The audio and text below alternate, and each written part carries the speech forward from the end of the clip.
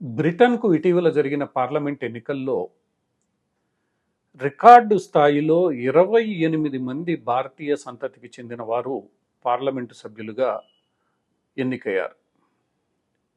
ఇలా ఎన్నికైన వారిలో లీసా నాండి ప్రస్తుతం ఏర్పడిన కొత్త ప్రభుత్వంలో సాంస్కృతిక, మీడియా, క్రీడల శాఖ మంత్రిగా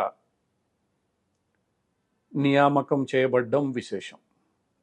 గత ప్రభుత్వంలో మంత్రులుగా పనిచేసిన సుయల్లా బ్రెవర్మన్, ప్రీతి పటేల్ మరలా మరోమారు గెలుపొందారు. వారితో పాటు ప్రధానిగా పనిచేసిన రిషి సునాక్ మరోమారు విజయాన్ని దక్కించుకున్నారు. ఇలా అత్యధిక సంఖ్యలో గెలుపొందిన 28 మంది భారతీయుల్లో ఎక్కువ శాతం లేబర్ పార్టీకి చెందిన అభ్యర్థులుగా గెలుపొందడం విశేషం. వీరిలో మొట్టమొదటిసారి గెలుపొందిన వారు ఉన్నారు. అంతేకాకుండా నావెందు మిశ్రా, రదియా వీటోమ్లు అత్యధిక మెజారిటీ అంటే అత్యంత భారీ మెజారిటీ సాధించి ఈ పార్లమెంట్ ఎన్నికల్లో వీరు విజయాన్ని సాధించారు. వీరితో పాటు పలువురు అభ్యర్థులు మొట్టమొదటిసారి పార్లమెంటులో అడుగు పెట్టడం విశేషం. ఇందులో భారతీయ మూల సంతతికి చెందిన వారు, అలానే సిక్కు సముదాయానికి సంబంధించిన పార్లమెంటు సభ్యులు ఉన్నారు. ఎందుకంటే గతంలో ప్రీతి గిల్కౌర్, తన్మంజీత్ సింగ్ దేహీలు బ్రిటిష్ పార్లమెంటులో ఎంపీలుగా కొనసాగుతున్నారు. వారు కూడా మరోమారు ఎంపికయ్యారు. ఇలా బ్రిటిష్ పార్లమెంటులో అత్యధిక శాతం భారతీయ మూల సంతతికి చెందిన ఎంపీలు రికార్డు స్థాయిలో గెలుపొందడం భవిష్యత్తులో భారత్ మరియు బ్రిటన్ యొక్క సంబంధాలపై ఖచ్చితంగా ప్రభావం చూపనుందని విశ్లేషకులు భావిస్తున్నారు.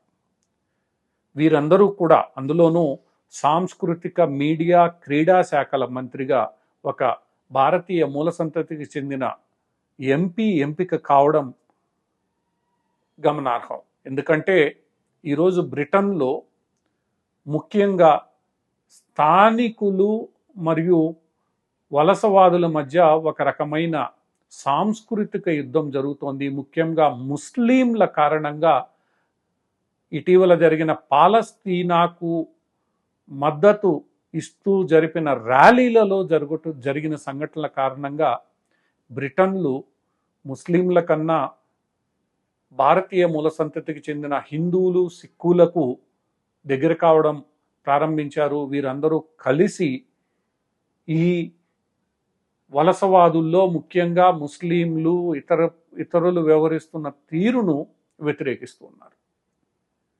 ఈ నేపథ్యంలో 28 మంది ఒక రికార్డు స్థాయిలో భారతీయ మూల సంతతికి సంబంధించిన వారు గెలవడం, సాంస్కృతిక శాఖ మంత్రిగా ఒక భారతీయ మూల సంతతికి చెందిన మహిళ పదవీ బాధ్యతలు చేపట్టడం ఎంతో ఆసక్తి రేకెత్తిస్తోంది. అదే సందర్భంలో కొత్తగా ప్రభుత్వాన్ని ఏర్పాటు చేసిన లేబర్ పార్టీ అధినేత కీర్ స్టార్మర్ తన విదేశాంగ శాఖ మంత్రిగా డేవిడ్ లామీని నియమించారు. డేవిడ్ లామీ మొట్టమొదటి నుంచి లేబర్ పార్టీలో ఆ పార్టీ యొక్క సిద్ధాంతానికి భిన్నంగా భారత్ పట్ల అనుకూల వైఖరి ప్రదర్శిస్తూ వచ్చారు. కొన్ని సందర్భాల్లో లేబర్ పార్టీ భారతదేశం యొక్క విధానాలను, కాశ్మీర్కు సంబంధించిన అంశాలపై కొంత భిన్నంగా స్పందించేది, కొంత వ్యతిరేకత చూపించేది. అలాంటి లేబర్ పార్టీలో డేవిడ్ లామీ భారత్ అనుకూలమైన వ్యక్తిగా పేరు గడించారు. డేవిడ్ లామీ ఇటీవల మాట్లాడుతూ జైశంకర్ తనకు ఎంతో మంచి మిత్రుడని, అటువంటి మిత్రుడితో కలిసి పనిచేసే అవకాశం వస్తే ఎన్నికల తర్వాత తాను మొట్టమొదటి పర్యటన భారత్కే వెళ్తానని కూడా ఎన్నికల ప్రచారంలో పేర్కొన్నారు. ఆయన పేర్కొన్న రీతిలోనే ఆయన కూడా ఎన్నికల్లో గెలుపొందారు. గెలుపొందిన తర్వాత ఈరోజు విదేశాంగ శాఖ మంత్రిగా బాధ్యతలు చేపట్టారు.